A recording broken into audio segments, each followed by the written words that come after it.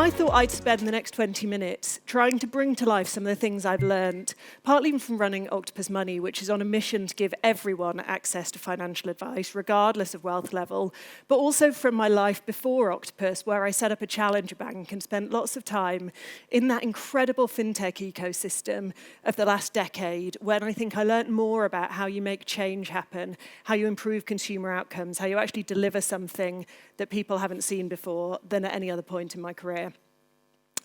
So, why did I start my presentation with Bill Murray?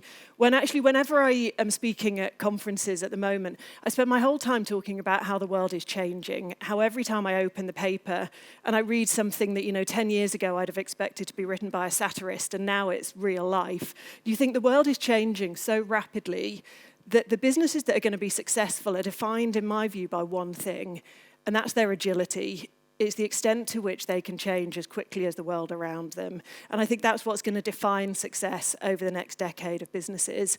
But I chose to start with Bill Murray, talking about Groundhog Day, because the other thing that's true, and some of the panelists mentioned this, of every conference I've been to in wealth management over the last, 5-10 years, has talked about the advice gap. It's talked about the advice gap, and yet nothing has changed. It genuinely, of all the topics I talk about, feels like Groundhog Day, because we can talk about it all we like. It's almost 25 years since the Sandler Review first said there is not enough access to financial help in this country. It's 13 years since actually we saw some really, truly innovative models. Now, I can talk a little bit about why I don't think those models fulfilled their potential, but it's 13 years since Nutmeg launched. It's 10 years since Citizens Advice identified 4 different advice gaps. It's 9 years since the FCA set up the advice unit. It's 18 months since the first AGBR proposals were published. And yet this is what's happened. In the last 25 years, we've gone from 20% of the population accessing financial advice to 8%. And sort of slightly more controversially, if you then say to ChatGPT, how much have we spent on that? A conservative estimate is £30 million. Or in Octopus Money World, that's 100,000 financial plans for people in the UK. And yet we haven't really got anywhere. So am I going to stand here and, depress you all further? I hope I'm not, because actually I feel very optimistic, and I think we have an opportunity over the coming years to do extraordinary things that we haven't done yet. And I'm going to give you 6 reasons why I think that's the case. So the first is we've never tried giving everyone a free Peloton with their financial advice. No, that's not what I'm going to talk about. Although, maybe it would work. I thought I'd start by talking about the cost of acquisition in financial advice. So can anyone who runs a wealth management firm in this room, did anyone grow their business double digits every year for the last 10 years? Anyone? No? And that's why the trends that you see in wealth management, in particular and in financial advice, is consolidation. Because what we've discovered is that we can't afford to get new people into the industry because they're really expensive to acquire. And that's because no one gets out of bed in the morning wanting to write a financial plan. So we can convince ourselves that actually acquiring new customers is sort of too hard. Actually, the way to grow our businesses is to buy other businesses, because those people are already getting financial advice and we can pay for them quite predictably. It doesn't really help with the advice gap, though, does it? It doesn't really get us beyond that 8%. When Octopus Money launched in a workplace, and we go into a workplace and we say, who wants help with their money? Normally about 50% of people sign up for a session. So do not ever allow yourself to be convinced that there is not an unmet need in the UK. There is an absolutely astonishingly big unmet need of people who want help for their money that we are not helping. So to me, the reason we should care about the mass market is because until planning, until understanding your money and getting help with your money becomes something that we normally do, cost of acquisition will never come down, and none of you will be able to grow your businesses. So you should all care for that reason. And I put Peloton up here because, in lockdown, anyone get a Peloton? Anyone? Yeah, there's a few. I did. And the interesting thing about Peloton is there was lots of chat at the time of saying, well, Peloton is going to destroy the gym industry. Why is anyone going to leave their home and go to the gym? And of course, during lockdown, we couldn't, so we all got on our Pelotons.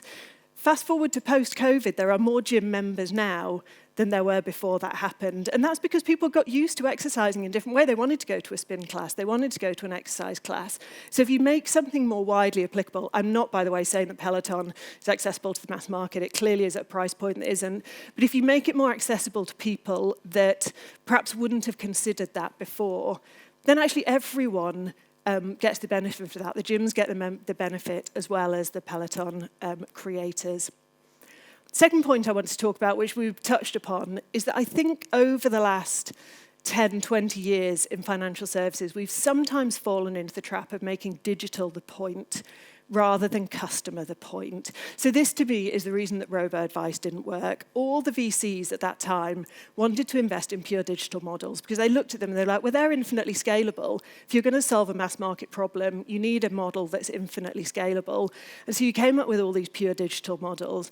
I have never come across a digital model in long-term planning where the cost of acquisition is lower than the lifetime value of the customer, because there is so much apathy, there is so much confusion about planning. So as soon as we make digital the point, and we think, people used to call the bank I started digital bank. It's not a digital bank, it's a good bank, it's a green bank, it's a bank that's trying to do different things for customers. Yes, people can access it digitally, but let's not fall into the trap of making digital the point, because I don't think we will get the conversion through the funnel. A robo-advisor gets 0.5% to 1% conversion through. At Octopus Money, using coaches, using technology, we get 30% of people with a good coach going from planning to investing, for a mass market customer who's never invested before. It is absolutely possible, but if we obsess over pure digital and infinite scalability, I think we're potentially looking in the wrong place. The third is complexity. Now, we've talked a bit about complexity, and you will all know this. You will know that we have built an industry for 95% of the complexity and, 5 to 8% of the people. And actually, what I get excited about is not a low-value client, but a simple client, because there is a correlation between the two. And the people we're talking about who are not currently accessing help have simpler needs, and that is an opportunity, because to address simpler needs, you can come up with simpler solutions that take less time and that cost less. But what I would posit is, to get to a simpler solution, you don't start from here. It's very, very hard to take something complicated and make it simpler. And when we look at applying AI and automation and operational efficiency to our models, again, I do worry we're falling into that trap of starting with something complex, trying to make it a bit simpler. And what we find is that we shave off 10, 20% of the cost. And we feel pretty proud of that, because that might go to our margin, it might go to price, it might allow our service to be accessible to a few more people. But it is not a fundamental reimagining. A fundamental reimagining starts at simple and builds from there. And actually what I've discovered is that if you start at simple and you say, I'm actually only going to deal with these tax wrappers, I'm only going to deal with these tax boundaries, I'm going to build something that is right-sized for people with simple needs, then actually what we found is you can cut your cost to serve to a fifth of what the advice industry costs by starting simple and building up. And actually, to me, that is the way that you completely reimagine and you serve a completely different cohort of customers. This is one of my favorite examples. I think another trap that we've sometimes fallen into is we've imagined that the way to win in any market is to come up with something that no one's come up with before from a customer journey perspective. And, the amount of money, if we spent £30 million on research on the advice gap, we have spent 100 times multiple of that on building different customer journeys in digital apps. I don't think anyone cares.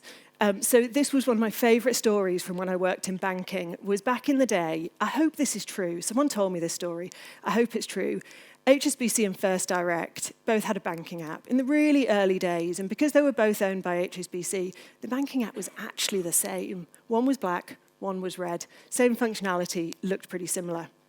You went on the App Store and you looked at the star ratings for each of those apps. First Direct, 5 out of 5. HSBC, 2 out of 5, or something similar. The trend was there. Same app. And you know why that was? It's because people felt differently about First Direct back then. If you called First Direct, someone always picked up the phone. They were always friendly. They always did what they said they were going to do. You could always speak to someone. And that made people feel really differently about that brand, about that service, about that business. It wasn't about their app, but people perceived their app to be better because of how that brand made them feel. So to me, the lesson from that is we can learn from each other. So actually in retail banking, what you found is there were consultancies that set up that scraped all of the screens from everyone's apps. And you could buy them and you could be like, I'm just going to piece together a journey that I know works. And that became a recognized activity. It's not about difference. It's not about your digital customer journey being better than anyone else's.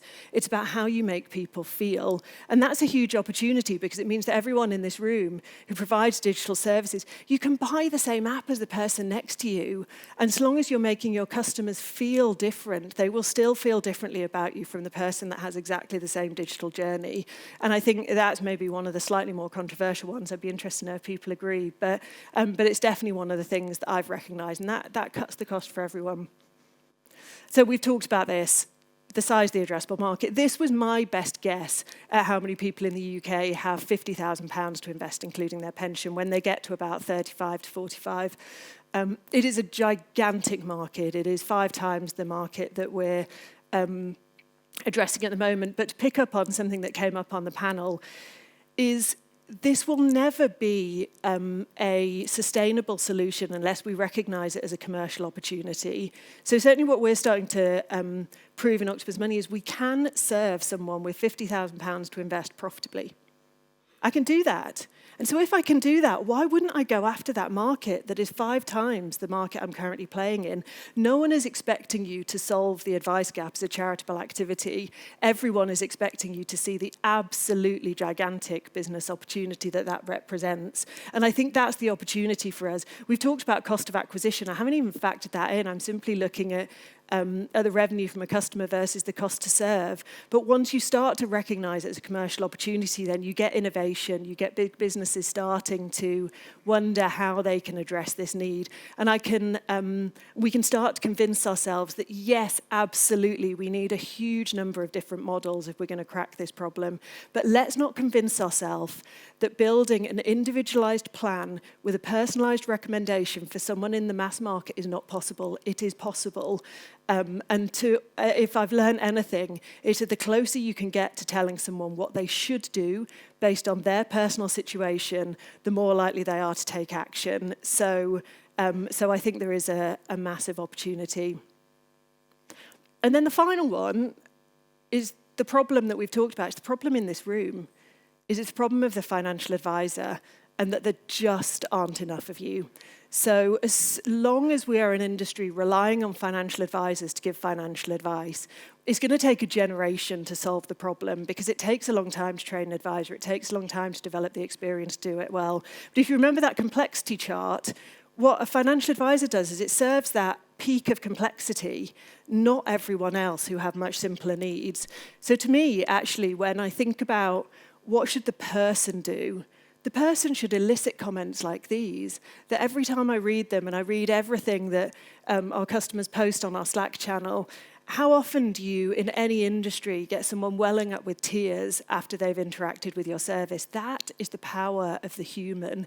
And that is the power that I don't want us to engineer out, because that is what gets someone to take action. It's the thing that reduces the stress, that reduces the feeling of money being a weight on your family rather than an opportunity for your family. So Octopus Money, what we do is we use coaches, not advisors, and we use technology to take the advice risk. Because for people with simpler needs, that's perfectly possible. They get personalized, regulated financial advice, but they build a plan with a person because a person makes them feel like this, and it's feeling like this that gets someone to take action and actually gets someone to improve their outcomes. So back to Bill Murray. Bill Murray, for anyone who's watched Groundhog Day, and if you haven't seen it at the theatre, it's brilliant. I don't know if it's still on, but it's absolutely hilarious. Bill Murray obviously got stuck in his time loop, which is a little bit how I feel we've been over the last 10 or 20 years. But the optimistic thing is that Bill Murray, got out of his time loop, not by fighting against it, not by blaming someone else, not by saying this is someone else's problem, but by making a little change every day that improved life for him. And I think that's the opportunity we have in front of us, is we've got this gigantic gap. There will be different models that appeal to different businesses and different people, but all of us can walk out of this room and start to make little changes, because we believe actually that even without any reg change whatsoever, we can start to help people that we've told ourselves for way too long are not profitable, don't want help, will never talk to us. None of those things, in my view, are true. We all have a huge opportunity. So, be like Bill Murray and find your way out. Thank you.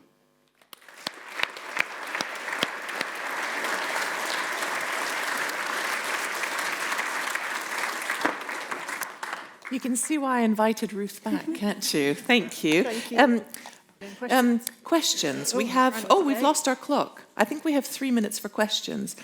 Any question? Otherwise, I'm going to put Andy's question to you. If you were president of Wealth, what would you do?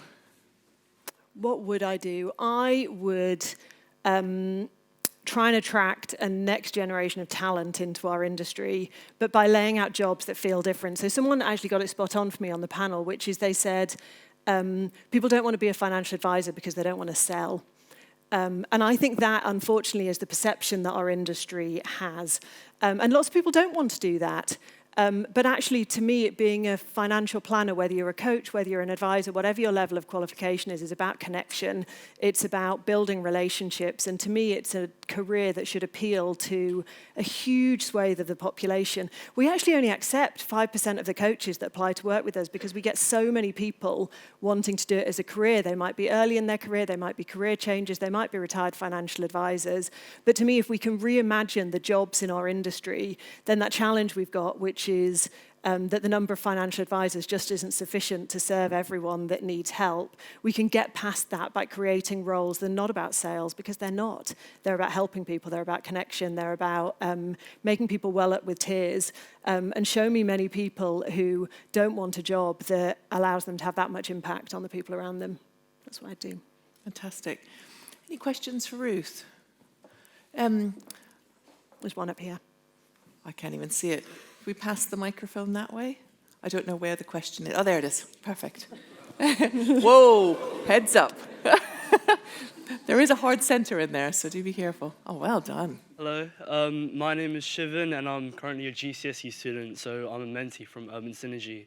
With financial advisory, what I see is that there's a lot of friction for people like me who want to get advisory or go into financial advisory. So for getting financial advisory, there's a big block in our heads. I've seen this within many students and my friends. They're financial advisory is for very rich people. People want private equity and they want to buy all these big stocks and get lots of money out of it. So that's a big block that we face as young people going and finding advisory. And going into financial advisory, we just see that because we now see that ChatGPT, DeepSeek, and all of these AI platforms are taking so many jobs. And as we saw on the board, there's so many people on the board who are saying, oh yeah, we'll get ChatGPT, you can just ask it, or give you some advice. We just feel like ChatGPT and other AI platforms are just going to take our job if we go into financial advisory. So how are you going to motivate us as young people to go into financial advisory with the thought that we have a stable job, and also find advisory as being not something for the elite, really rich people, but for people like us who are going to GCSEs, A-levels, and want to broaden our horizon when we want to go into university? Yeah, there's two great questions there. So one is, how do you get people who are early in their careers interested in getting money help? And then the second, which is, how do you create really good careers? So I'll answer them both briefly, because I can see this big clock ticking down very quickly.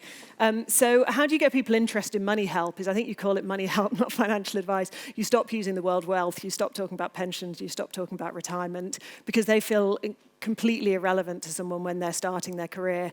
And you have conversations with people about, do you want to be able to afford to pay rent and move out of your parents' house? Do you want to be able to afford to start saving for a house deposit? Do you ever want to have children? Do you ever want to go on a big holiday that you have to save up for? And so you do two things. You meet them where they are, which for us, the one we've chosen is to meet them in the workplace, because actually we know that that's when people will be happy to take half an hour out of their day, dial into a call and have a conversation, because it's an established behaviour. And the second thing is you don't start the conversation by saying, oh, you're going to have enough when you retire. You start the conversation by talking about things that are much more meaningful in the context of that person's life. And what we repeatedly find is if you do both of those things, then people will engage. You know, our average customer is in their mid-30s. Our youngest customer is 20. People do want to talk about money because they know that if they go onto TikTok and they watch this finfluencer and this finfluencer, they're not really sure which one they should follow and which one, you know, is encouraging them in stuff that actually might not give them great financial outcomes. So creating relevance. On your point about jobs, I mean, it's a great one because you look at actually the obsession over the last generation, which has been STEM skills, and we must teach everyone to code. And that's probably the bit of the industry that's most at risk now, is I hear lots of people saying, you know, engineering jobs won't exist in the same over the next generation as they did over the last. The thing that people do say, though, is that human connection is the piece that AI is furthest away from solving. So human connection, persuasion, and those are exactly the skills, in my mind, of a great financial advisor. Is people like to associate it with maths and computation. It's not. It's about human connection and persuasion. And to me, that is the safest jobs around, actually, is those jobs that require creativity and humanity are safer than any other jobs over the next generation. So that's how I'd try and persuade you. You can tell me whether I did, but that to me is the reason that it's a great career for someone starting out now. Amazing. Thank you very much. Thank you, Ruth. Huge thank you to Ruth Hancock.